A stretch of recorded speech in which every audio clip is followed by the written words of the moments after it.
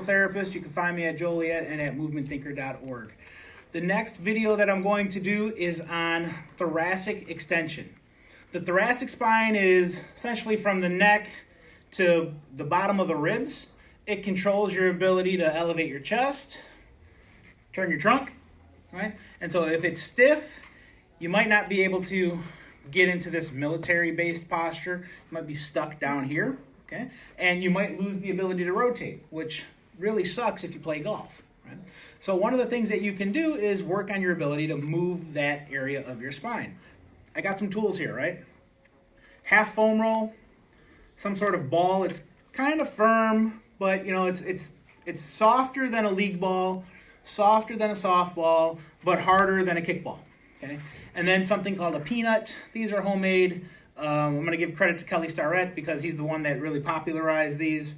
But yeah, it's just two balls taped together with a space in the middle. That space in the middle is where your bone sits. Some people can't tolerate using a peanut. I have a lot of patients that just don't like these, and they much prefer something a lot softer like this.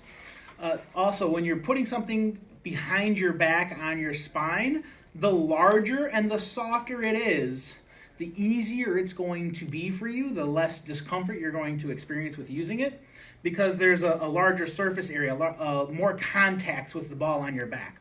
The smaller the ball, the harder it is, the more discomfort you're going to feel, because the surface area, the amount of contacts on your skin, is decreased, and it's going to actually increase the pressure that you feel. And so I'm going to do it with this ball here because a lot of patients prefer this over the other two. I need you to come to the side. What you'll do is you'll put this in the chair behind you, okay? A good spot for it is, somewhere around shoulder blade region. From this position here, you'll put your hands either behind your neck, and some patients actually have trouble just getting to this position because when they have this forward shoulder, this loss of motion of the thoracic spine, they may actually have trouble just getting the arms high enough to put them back here. And that's okay. If that's the case, there's always ways to modify it. You can just cross your arms over your chest. The goal for this exercise is to try to elevate your chest over the ball, hold for 2, and return back. This ball is actually acting more like a lever, okay? So there's no magic behind it. It's just something that you can lever over and then relax. Up and over, relax. Just basic physics will show you that if you try to hold a gallon of milk here versus here, right? The gallon of milk seems heavier when it's further away from your body. And so one of the ways that you can add force from this position is this position. And when you move your elbows now create a longer lever. They're further away from your body. And another way you can add more force is by using your hands and just lean back over the ball. Try to get your head back as far as it can go to work where the neck meets the thoracic spine. And try to get the arms back as far as they can go. From there, you can move the ball up a little bit higher on your shoulder blades.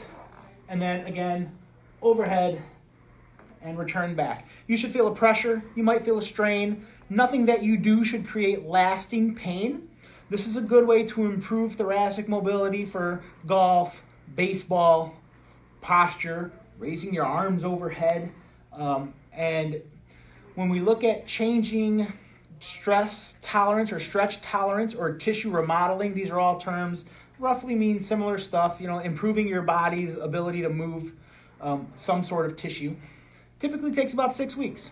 And the frequency that you do the exercise with matters. And so you really want to try to get these exercises in as frequently as you can. I know it's kind of hard to fit them in during your day, but as frequently as you can, up to 6 times a day I've seen written.